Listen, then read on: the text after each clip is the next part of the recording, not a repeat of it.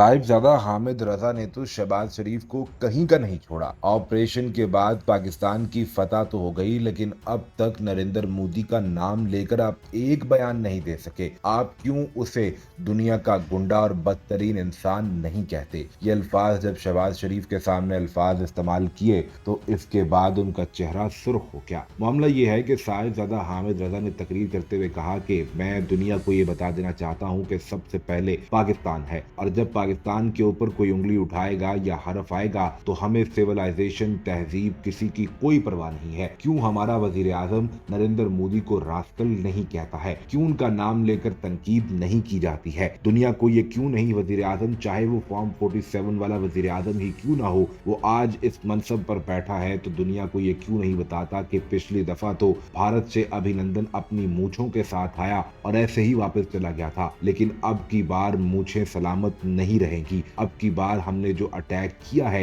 इसके बाद ये वाजे कर देना चाहिए कि पाकिस्तान की फिजाई, जमीनी या समुद्री हुदूद किसी ने 1 इंच भी आगे आने की कोशिश की तो उसे दंदान शिकन और मुंह तोड़ जवाब दिया जाएगा। जो शख्स हमारा वजीर आजम है फॉर्म 47 का ही सही, वो क्यों सिविलाइज वर्ल्ड के इंतखाब के अंदर इतना बड़ा जा रहा है? उससे क्यों ये मजम्मत नहीं होती? सख्त अल्फाज के साथ मूंछों के साथ वापस गया था, इस मर्तबा बगैर मूंछों के वापस जाएगा। सर, मुझे किसी मुद्दे की परवाह नहीं है सर, मैं लख लानत नहीं भेजता उस बेशरम और बेगैरत पे, लेकिन मेरा सवाल यह है, अरे वजीर आजम के मुंह से उसके लिए रास्कल का लफ्ज क्यों नहीं निकलता? एक कातिल का लफ्ज क्यों नहीं निकलता? अपने गिरबान में भी सर मुंह को छाती मारनी है कि नहीं? ये किसी के बाप दादे का मुल्क नहीं है कि कोई आके कबा मार दे और कोई आके दरख्त गिरा दे।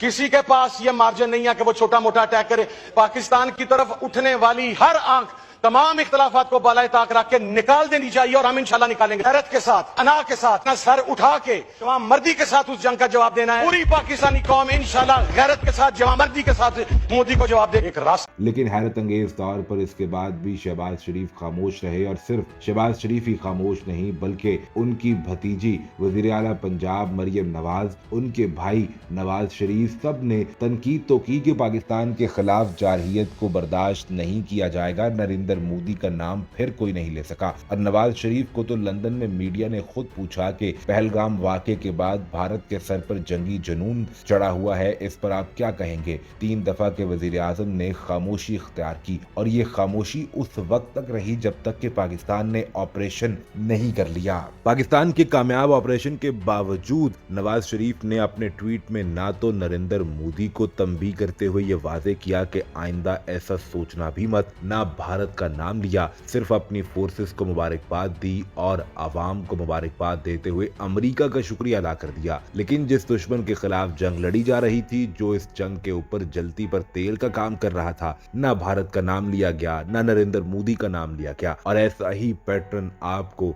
मरियम नवाज और शहबाज शरीफ की तकरीरों में भी नजर आएगा।